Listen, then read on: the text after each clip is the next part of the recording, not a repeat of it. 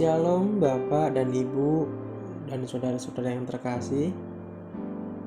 Puji syukur kita panjatkan dalam hadirat Tuhan Sang Pencipta langit dan bumi, alam semesta ini, sehingga kita pada kesempatan pagi hari ini boleh merasakan kasih setia Tuhan tak pernah henti-hentinya di dalam kehidupan kita.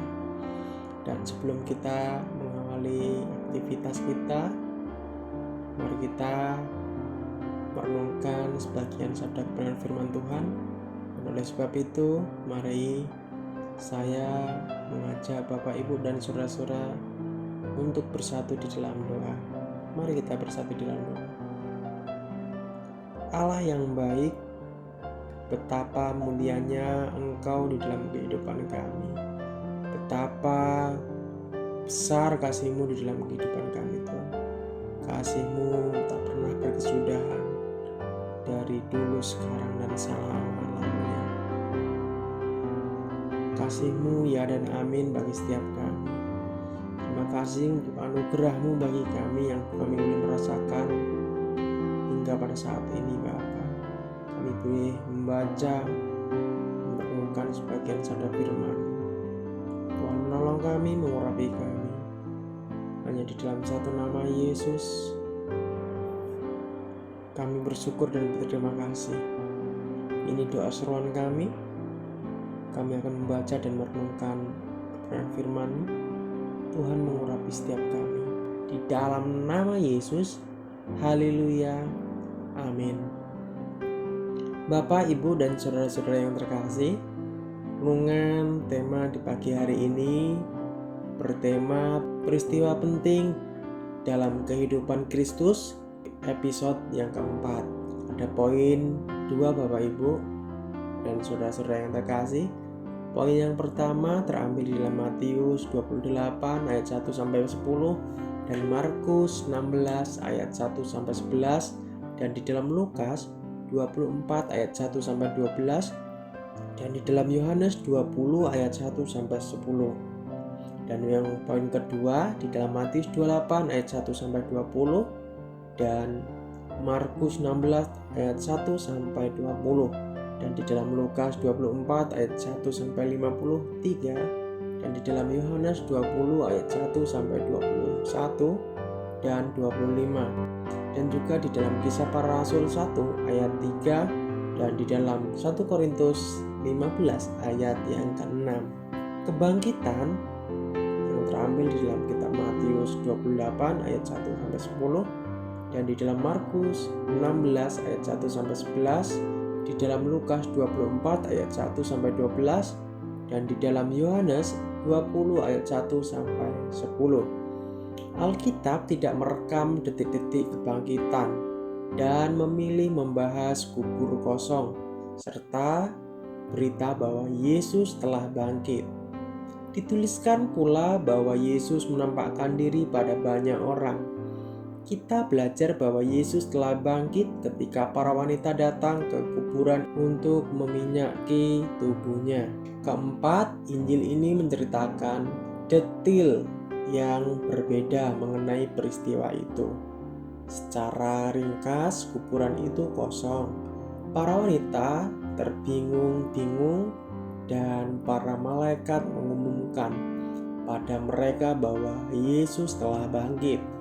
Yesus menampakkan diri pada mereka. Petrus dan Yohanes juga menegaskan bahwa kubur itu kosong.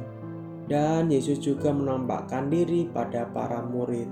Penampakan pasca kebangkitan di dalam Matius 28 ayat 1-20 dan di dalam Markus 16 ayat 1-20 dan di dalam Lukas 24 ayat 1-53 dan di dalam Yohanes 20 ayat 1-21 dan 25 dan di dalam Kisah Para Rasul 1 ayat yang ketiga dan di dalam 1 Korintus 15 ayat yang ke-6. Selama 40 hari antara penyaliban dan kenaikannya ke surga, Yesus menampakkan diri beberapa kali pada 500 orang di antara para muridnya dan orang lain. Ia pertama menampakkan diri pada para wanita di kuburan yang hendak menyiapkan tubuhnya untuk dikubur. Kemudian ke Maria Magdalena yang kepadanya ia menyatakan dirinya belum naik pada Sang Bapa. Yesus kemudian menampakkan diri pada kedua pria dalam perjalanan ke Emmaus. Dan ketika ia makan dan berbincang pada mereka, mereka mengenalinya. Para pria ini kembali ke Yerusalem, bertemu para murid, dan bersaksi akan pertemuan mereka dengan Yesus. Yesus berjalan menembus dinding dan menampakkan diri pada muridnya. Di Yerusalem, di mana Thomas beraku, diberi bukti yang diminta, dan sekali lagi mereka menyaksikan mukjizat di Galilea.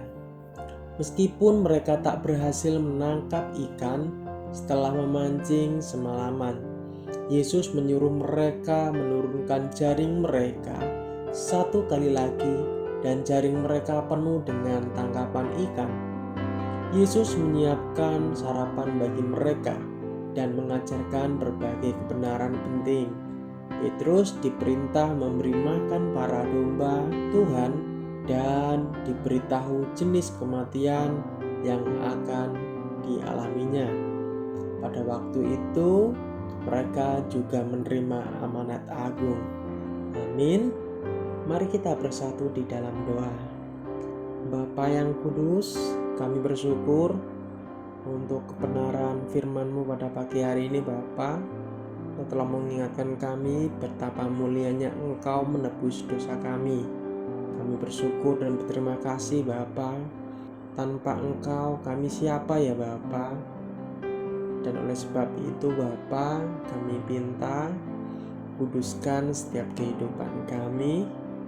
Dan ketika kami menyimpang dari jalan-Mu, Bapa, biarlah Engkau Allah yang selalu meluruskan jalan kehidupan kami, sehingga kehidupan kami, Bapa, bersama-Mu, kami bisa melalui segala sesuatu apa yang kami lalui di pagi hari ini, baik di dalam pekerjaan, di dalam rumah, di dalam kantor, dan dimanapun kami berada, Bapa.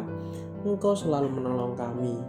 Di dalam nama Yesus, Allah yang sanggup melakukan segala sesuatu di dalam kehidupan kami. Haleluya, amin. Shalom, selamat pagi, selamat beraktivitas. Tuhan Yesus memberkati kita semua. Amin.